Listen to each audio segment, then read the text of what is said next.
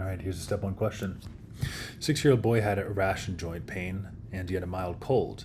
And then on exam, you see he's got these purplish spots on both of his legs, and his knees and ankles are tender, and there's no swelling. You got some protein and some blood in there, so probably not nephrotic syndrome, and the red blood cell casts are present. So what are the findings here? So the answer is that we're going to be dealing with Henoch-Schönlein purpura, so HSP. It looks like this. Here's a little picture of it. It's caused by IgA immune complex depositions in the blood vessels. After that cold or respiratory infection, you're going to get these formations. And so you have the rash, you've got the joint pain, kidney problems, and these IgA complexes cause glomerulonephritis, which causes the blood and the urine, and that's why you see the cast. So the correct answer is going to be the deposition of immune complexes in the kidney or the blood, the deposition of these immune complexes caused by these respiratory infections and IgA deposits there. So autoantibodies attacking the kidney's basement membrane. So that's going to be Goodpasture syndrome. That's when you have antibodies that attack the type 4 collagen and the glomerular basement membrane, and that causes the nephritic syndrome, so you will see the blood there. But it's you'd see lung problems, and also you wouldn't see that purpura. And the IgA vasculitis is caused by immune complex deposition, not autoantibodies against the basement membrane. Okay, next one. Direct attack by T cells against the kidney cells.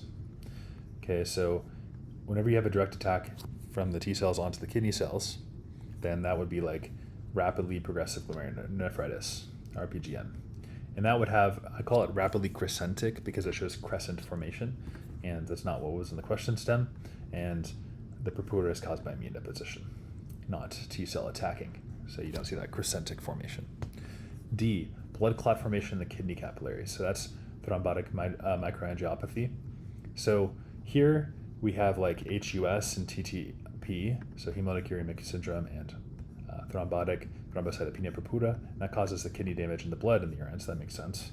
But it's wrong because HUS is caused by E. coli, hence the bloody diarrhea, and HSP does not involve the clot formation. It's just the immune complex ones. So nothing about clots here, it's just immune complexes are there, and that's why you get to the purple stuff, and they're trying to trick you with this purpura stuff right here. Okay, E, damage to kidney filtration cells, so the podocytes. This is minimal change disease or membranous nephropathy, and those damage the podocytes, but that would cause proteinuria. So it's a nephrotic syndrome, and this is nephritic because you have the blood and the red blood cell cast. So it's not just the pure protein loss. And that would be a nephrotic syndrome, like minimal change disease, like membranous nephropathy.